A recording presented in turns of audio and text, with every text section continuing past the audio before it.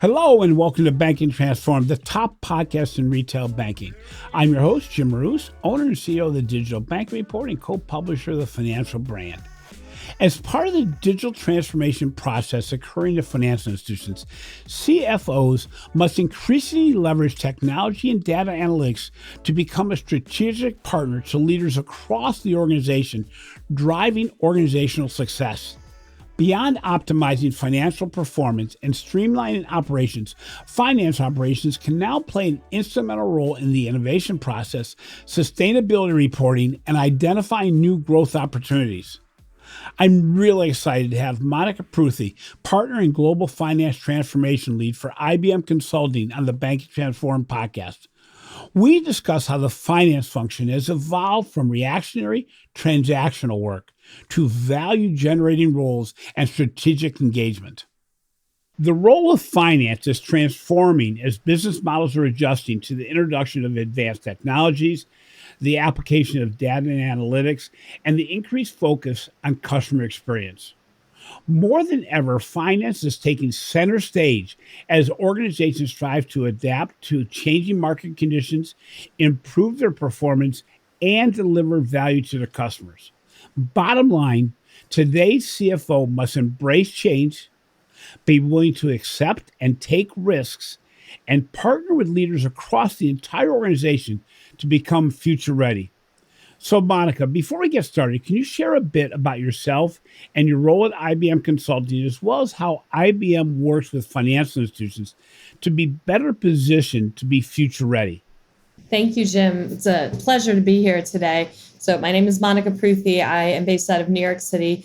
I lead our global finance transformation practice for IBM. And really, that's everything from CFO advisory, operating model, BPO, ERP modernization, data, new and emerging data, kind of the landscape of everything that goes across end-to-end finance. And a little bit about my background is I've been in the finance transformation world for about 20 years now, and that's been across both industry and consulting roles. In the industry side, I spent 10 years in banking and capital markets, and then in the consulting side, 10 years there with a strong focus in financial services.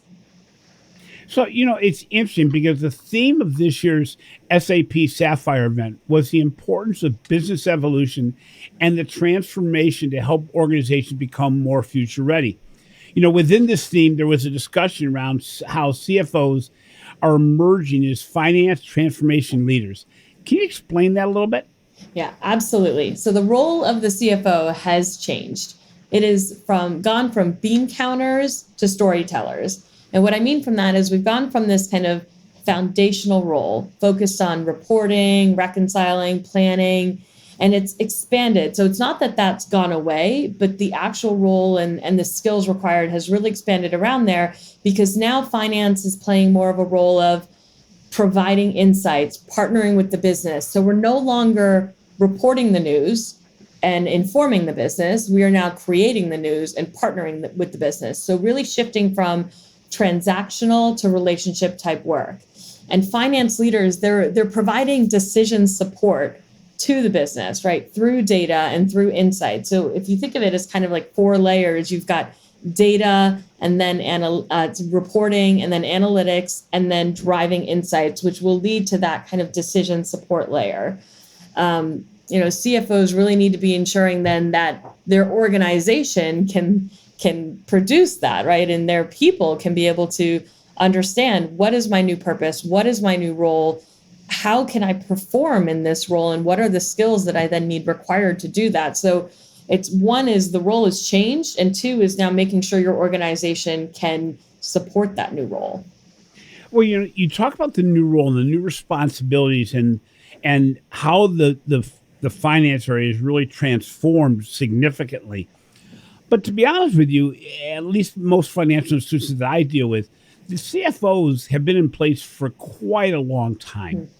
How does IBM help organizations help their CFOs and the finance divisions to actually change their legacy thinking? Because we talk about it often that organizations can buy all the technology in the world, But if the organization itself is not transforming to be more of a change agent, more embracing of what's happening in the marketplace, it all kind of falls flat compared to what it could do.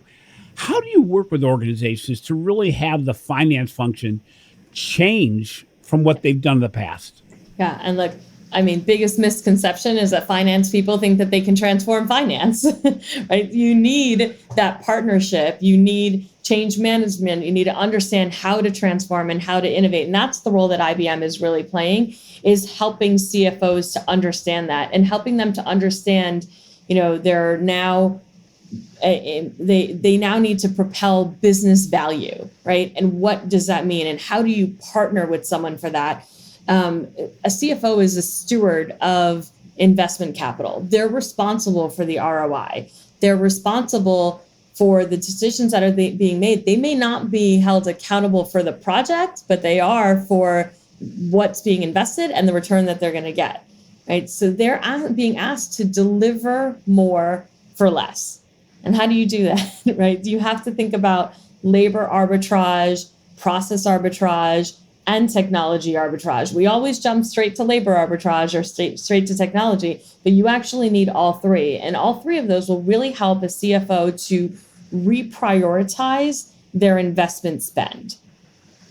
It's interesting because banking traditionally looks at ways to reduce costs. And that was really pretty much the role of the finance area. But now it's, as you mentioned, prioritizing investments to what should be done going forward. So really what you're doing is you're putting the context of what is needed from the CFO in the context of what they're used to from the past, but really expanding it tremendously as to what the potential will be in the future, correct?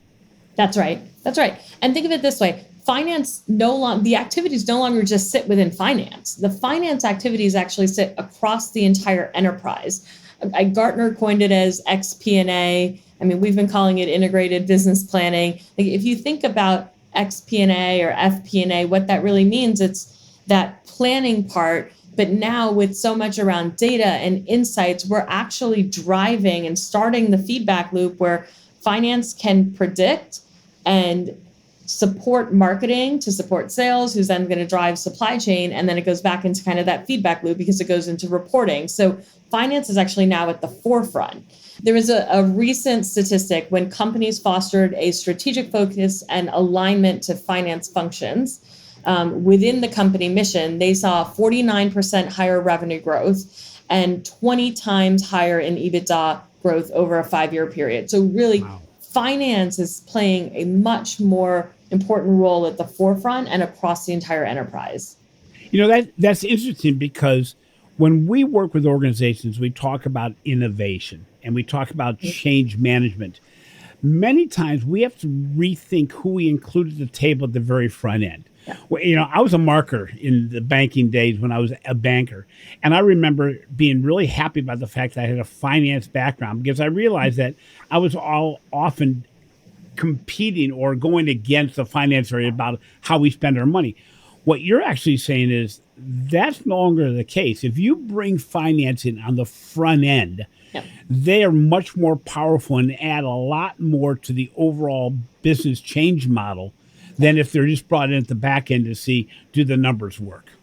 Yeah, that's right. And, as I mentioned, CFOs are the stewards of investment capital. They're responsible for the ROI. They're accountable for what a company is investing in and the return that they're going to get. So if you think about innovation could be much more than like a cool new thing like generative AI. It could also be a service, a new way of working, some type of creating new experiences and driving revenue growth, right? And CFOs are responsible for embedding that into transformation. So embedding finance transformation and innovation into the culture. So if you think about it as a flywheel, right? You've got the one big push, like the big bang, that doesn't work anymore. That's not going to push the flywheel. You have to push little incremental ones, and eventually it starts to go on its own. And you start to have innovation and these little T's, these little transformation projects embedded into the culture. It almost becomes self-funding as well because you get the value back, and then you can look at maybe something bigger across the organization as it continues to go, right?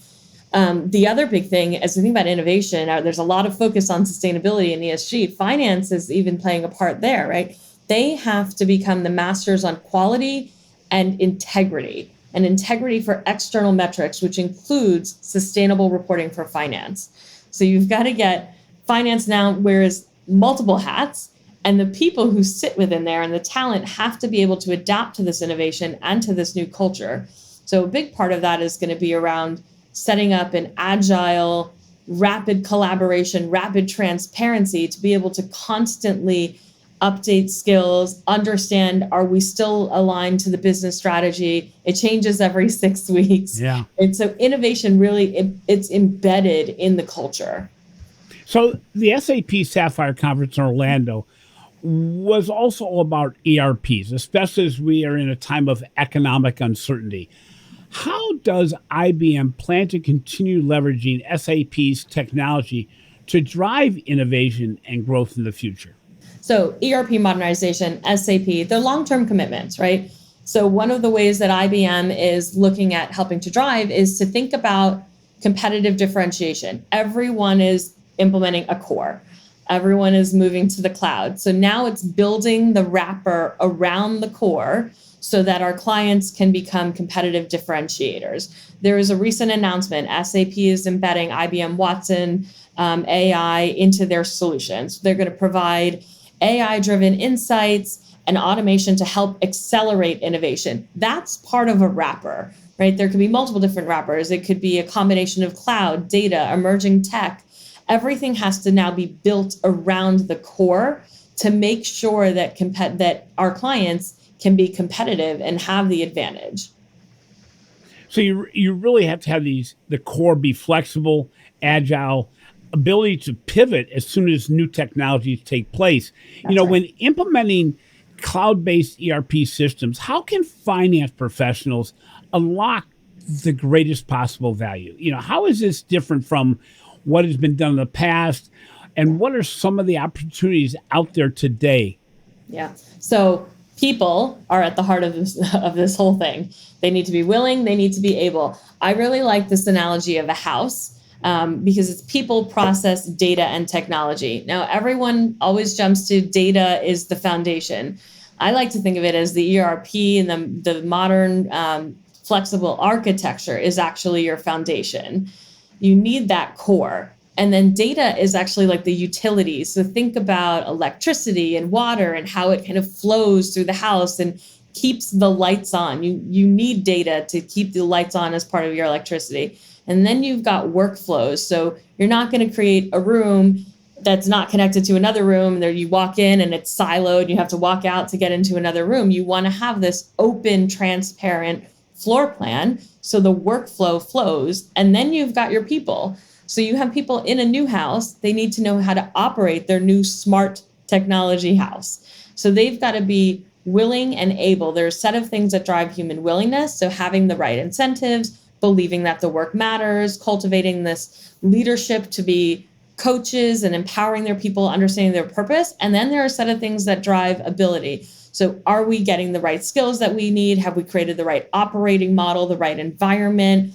Do we have the right tools and accelerators in place for people to be successful? So it's really all of those things where we're going to unlock the greatest value. But you do have to have that core there where we think about the cloud-based ERP. So you've been singing this tune around finance transformation for quite some time. I talked to you before the podcast started about the fact that there's no lack of information out there about what Monica feels about finance transformation. And sometimes I'm sure you feel like you're talking to a brick wall, and other times there's an amazing breakthrough. Mm-hmm. What challenges have you seen in the marketplace as we embark upon finance transformation? And more importantly, what challenges do CFOs face as they try to become change agents in their organizations? That's a great question. So there's challenges around data and getting the data, making sure the data quality is right. I think we've spent so much time on setting up a data warehouse where you have structured data that's been filtered, and then you set up a data lake that becomes unstructured data. And we now think of it as a little bit of a data swamp. And now there's data lake houses that house both structured and unstructured in Databricks. So there's all these different pieces. So data is definitely one of the biggest challenges and the hardest challenges for our clients to kind of overcome. And the second biggest challenge is really around change management and cultivation of the people, because you can spend $100 million on an ERP technology and get nothing out of it. I think the other really big thing, though, is it takes 3 years to implement some of these new technologies, 5 years, and the world changes in 6 weeks. So it's, like I said, building that core, even building an agile operating model around this to be flexible in order to quickly adapt to the changing environments, COVID, inflation, possible recession. We don't know what's coming. So we've really got to make sure that our clients can pivot quickly and are not just going down this road and in 3 years from now is the next time they can pivot. So I'm going to throw something your way, because my recognition and my awareness of the finance function is they're very specific. They're, and I'm going to say anal in the old way of saying that, they really want perfection. Well, a lot of this is not a perfection game anymore. I mean, if you just look at data and analytics, if an organization is waiting to move forward until their data is completely clean and completely in the right format, they'll never move forward. No. What challenges do you see when CFOs really have to change their mindset to not being as perfection-minded, and also maybe building small solutions that can be implemented in a shorter amount of time with a really good ROI, and then move forward, the iterative process rather than the big bang theory? Yeah, absolutely. I mean, it's all about that agile iterative process, looking at small wins, quick wins where you can get immediate value, because right now nobody wants to spend $100 million up front. They don't have it to spend. Right? CFOs, as you said, they're perfectionists. So if we can give them quick wins and early value along a longer transformation journey, they'll see those benefits and be able to reinvest them. So it really is an agile approach. You can crowdsource, whether it's coming from process mining or from employees, just any, or thought leadership from partners. So you get all these ideas, you kind of incubate them, figure out which ones are aligned to your strategic outcomes and initiatives for the organization end to end, and then start to build business cases around them. Pick one or two that you're actually going to implement, get the early value back, and then self-fund that back into an innovation fund or an innovation council that you have set up, and start the process again. And that's this whole flywheel effect, where it's just little pushes at a time, where it eventually just becomes part of the culture that, of course, we're going to just continuously improve. You talked about having to build a platform and an infrastructure that is both very structured from the standpoint of the direction is correct, to being very flexible based on new technology that can jump at you with no notice. A good example, the elephant in the room, is ChatGPT and the generative AI capabilities. What potential power might this new technology have as we bring it to the table? Yeah, I mean, the power in here is immense, because reporting can be done quickly, insights can be done quickly. I mean, it's taking large data sets there. If we think about financial services clients in particular, there's a lot of use cases around customer disputes, virtual assistants, dispute resolution, because remember, all of that, as you reduce that amount of time. So we've got a client where they have 3 million incoming calls, 7 million emails, and to be able to answer all of that is next to impossible. The amount of time it takes is impossible. So it's really freeing up that working capital, being able to generate new revenue streams through ChatGPT and generative AI. So again, in financial services, a lot more around fraud, retail examples, wealth examples. We are seeing more coming, and we are actually putting together a blog that'll be coming out soon on that. So I'd be happy to share and discuss more. It's funny because every day we wake up and we find new ways to use it. I mean, I'm using it every day in one way or another. It goes from finding restaurants to working with me on building content that I'm developing on a regular basis. Yeah. But it doesn't come without threats. What threats do you see on the initial basis, because we're not even a year old from when it got introduced in November of last year. What threats do you see on the horizon with ChatGPT? So I think we need to be cautious of, again, the data sets, what's actually in there, and how do we parse through what is good data and bad data. Also, obviously, around cybersecurity is going to be a big issue, right? If we look at it, I mean, we think about a private cloud and a public cloud, a generative AI, ChatGPT, is big data sets from everywhere. How do we make sure that clients' data is protected in a way that we can still provide insights to them as well? So I think that's probably the biggest horizon, what challenge that I see on the horizon around security.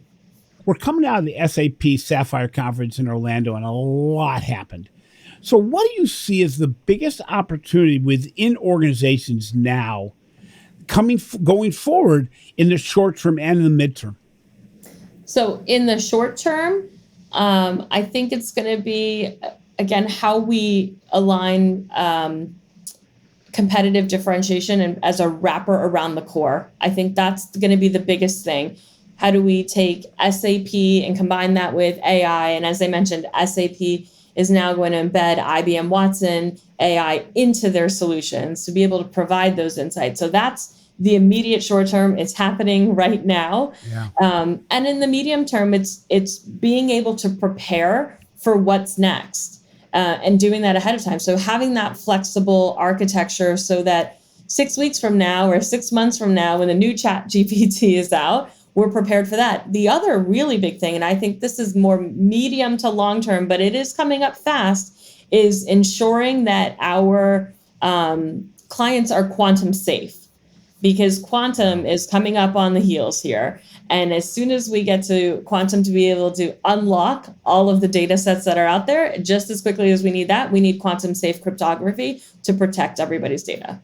It's interesting because I look at this and think, there are going to be some CFOs out there that honestly are scared to death, because change is never easy. It's never fun, but it provides opportunity. And if you've been in the business for quite some time, this is a real major paradigm shift. On the other hand, with the right mentality, with the right partnerships and collaborations around you, there's never been a more exciting time to be in finance, because no longer you're the outlier simply saying no, no, no, or yes, yes, yes. You're really embedding yourself within an organization and becoming the spearhead upon which everything else is built. And the more CFO goes out and I'll say literally shaking hands with the other people within the organization and moving forward with them, it's a fun time, isn't it? It's an amazing time to be in finance right now. I mean, we have taken a sleepy industry and it's awoken. We're at the forefront. We get to be part of the business partnering and the team and setting the expectations up front, setting the standard for how the company is going to run. It's incredible. Finance is now responsible for not just the bottom line. We are responsible for the top line, the bottom line, and the green line. Yeah, it's an exciting time for those that embrace change. And again, this is where the collaboration comes in, where it doesn't have to be done completely by a specific CFO. It is really done in conjunction with the partnerships and the collaborations they build across the marketplace. That's right. Monica, thank you so much for being on the show today. I really appreciate it and look forward to speaking with you in the future about how we're doing at transforming the finance industry. Right. Thank you, Jim. Thank you for having me. Thanks for listening to Banking Transformed, the winner of 3 international awards for podcast excellence. If you enjoy what we're doing, please take 30 or 45 seconds to show some love in the form of a review. It helps us continue to get great guests. Finally, be sure to catch my articles on the financial brand and the research we're doing for the Digital Banking Report. This has been a production of Evergreen Podcast. A special thank you to our senior producer, Leah Haslage, audio engineer, Sean Earl Hoffman, and video producer, Will Pritz. I'm your host, Jim Marous. Until next time, remember, finance transformation is not just about new technology, it's about a new mindset.